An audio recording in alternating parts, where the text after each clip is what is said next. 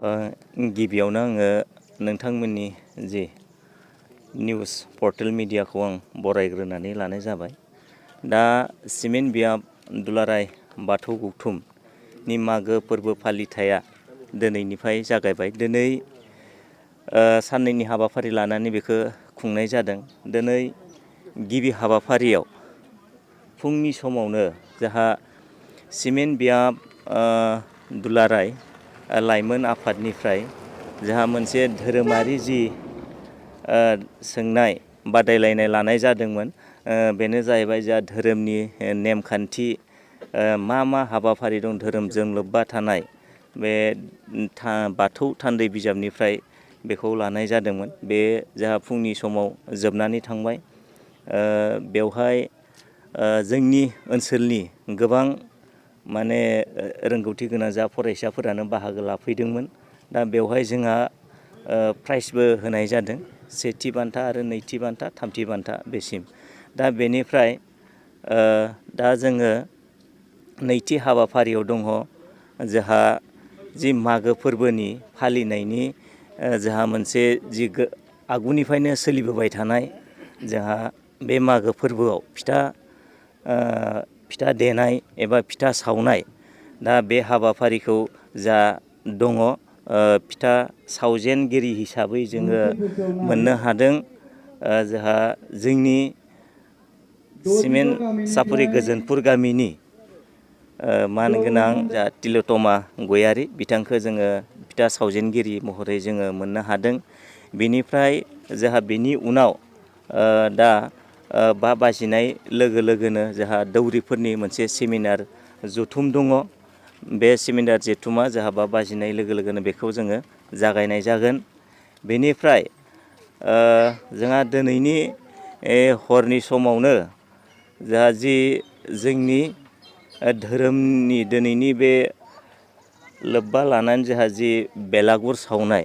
दा बेखौ जोङो सोरांसि गाबोननि फुङाव जों बेखौ सावनाय जागोन। जा दिनैनि जि हाबाफारिजों लोब्बा थानाय जों बेखिनिखौनो लानाय जादों।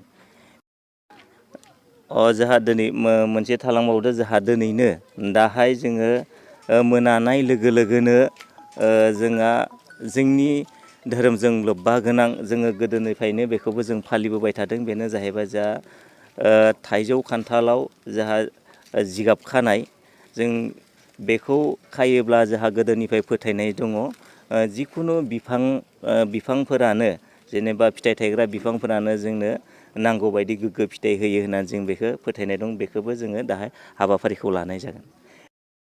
जि हाबाफारि जोंहा फुंनि समाव गिबि हाबाफारियानो जाहैबाय जोंहा फिरफिला बिरहोनाय।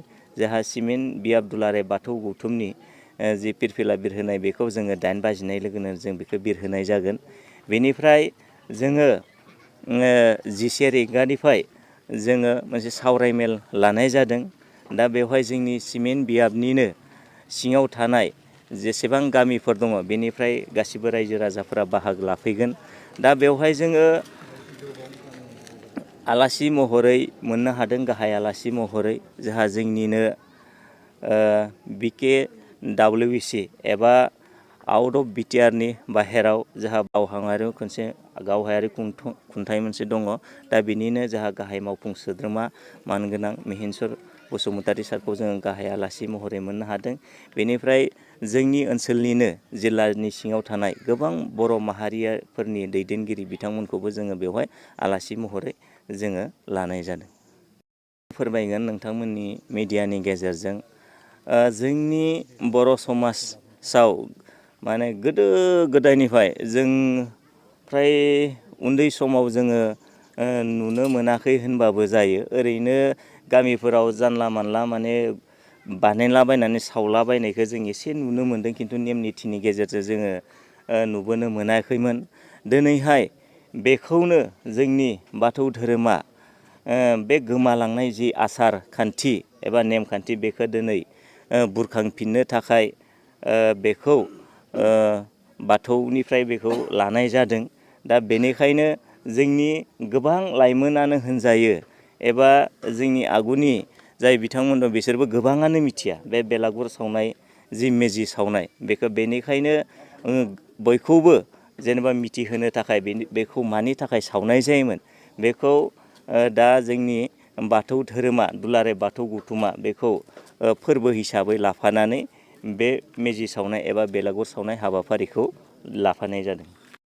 बेखौ आं बुंनो लुगैदों बे खोथाखौ दा दिनै बुंनो सानोबा दिनै जोंनि समाजाव एबा बर' समाजावल' नङा जेसेबां माहारियारि जोंनि समाज दङ दा गासैबो सुबुंफोरानो बांद्राय मडार्न जुगजों खारफानो नागिरदों। दिनै मडार्न गोदान जुग होननानै दिनै गावनि हारिनि जाथिनि नेम निथि कालसार बेफोरखौ बयबो बावलांनो हमदों। बेनिखायनो जों बेखौ बुंनांगोन दिनै जिहेथु लोंनाय जानाय बेखौ नुनानै गासिबो माने सोलोंदों। दिनै जों सोरखौ दुसिनो जोङो गिबियावनो दुसिनांगोन बे खोथाखौ बुंनो थाङोबा जों गागिफोरानो बेफोरनिफ्राय जोङो जानगाराव थानांगोन। दिनै उन्दै गथ'फोरा बेखौ नुनानैनो फ्राय सोलोंदोखौ जों बुंनांगौ जागोन। दिनै जोंनि जिहेथु फोरबो मागो फोरबोआनो जा जिखुनु जोंनि माहारियारि फोरबोखौ गारनानै दिनै बांसिन जोङो जिहेथु गोदान बोसोर जानुवारिफोरावसो जों बांसिन रंजानायफोरखौ नुनो मोन्दों जोंनि नेम निथिखौ गारनानै। दिनै नेम निथिखौ गोबाङानो माने फालिनो बायो गोरलैजों खारनो नागिरदों माने गोरलै नेमखान्थिजों खारनो नागिरो। दिनै नेम निथि होनबाथाय गोबाङानो माने फालिनो बायो। बेनिखायनो जों बेखौ बयबो जोंनि गागिफोरानो बेखौ जोङो खुलुमबाय बयनिसिमबो रादाब बुथुमगिरि बिथांमोनजों लोगोसे गासै रायजो राजानो आङो मागो फोरबोनि गोजोन हामलायनायखौ जासिहरग्रोबाय। दिनै सिमेन्ट बियाब दुलाराय बाथौ गौथुमनि हांख्रायनाय लेखा आंखौ फिथा सावजेनगिरि महरै आं दिनै बाहागो लाफैनानै जोबोर गोजोननाय मोन्दों। आङो दा थावनि फिथा सावनाय जादों बेनिफ्राय एन्थाब आरो लोगोसे फिथा लावदुम बेफोरखौ बानायनाय जाबाय। ओरैनो फिथा सावजेननाया जोंनि बर' बाथौ धोरोमनि गोलाव समनिफ्राय सोलिबोनाय मोनसे खान्थि। बे खान्थि हिसाबै दिनै जोंनि बाथौ धोरोमारि बाथौ सिबिग्रा आइजोफोरा फिथा सावजेननो थाखाय दिनै बे मोनाबिलि समाव लाहार फाहार खालामदों। बे लाहार फाहार खालामनायाव आंखौ सिमेन्ट बियाब दुलाराय बाथौ गौथुमा हांख्रायनाय लेखा गिबि फिथा सावजेनगिरि सासे जेनेबा दैदेनगिरि महरै आंखौ हांख्रायनाय जादों आरोखि।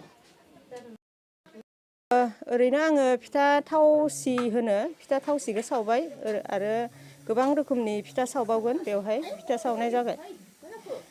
फिथा लावदुम आरो एन्थाब आरो इदिनो नारेंखलनि फिथा बायदिसिना सिरा बायदिसिना रोखोमनि बेयाव खालामनाय जागोन आरोखि फिथा। मोनसे गोजोनथाव खौरां क'क्राझार सहरनि जेडि र'डजों नांजाबनाय सुदेमपुरि गांजिमा बाजाराव थानाय आइ आफा मेडलाइफ बिएम हस्पिटालाव बेराम सोखानो हानायनि गोबां खाबु दं। आइ आफा मेडलाइफ बिएम हस्पिटालनि फेसिलिटिफोरानो जाबाय medical laboratory, pharmacy, paediatrics, medicine, gynaecology, dental, urology, dental X-ray, play area, X-ray, sonography, OT, ICU, NICU एबा पिआइसिइउ आरो आइ आफा मेडलाइफ बिएम हस्पिटाला 24 घन्टा जेब्लाबो खुलायै थागोन। लांलाय लाबोलायनि एम्बुलेन्सआबो मोजाङै सार्भिस थागोन। ओनसोलनि सुबुंफोरा बेराम आजारफोरजों भुगिनानै थाना दंब्ला थाबैनो नोंथांनि देहाखौ फाहामथाय लानो क'क्राझार सहरनि सुदेमपुरि गांजिमा बाजाराव थानाय आइ आफा मेडलाइफ बिएम हस्पिटालाव गोख्रैनो फाहामथाय लाफैनो हागोन। आबुङै मिथिनो थाखाय 9101655430 एबा 8822688026 जानबुं नम्बराव खौरां लाहरनो हागोन।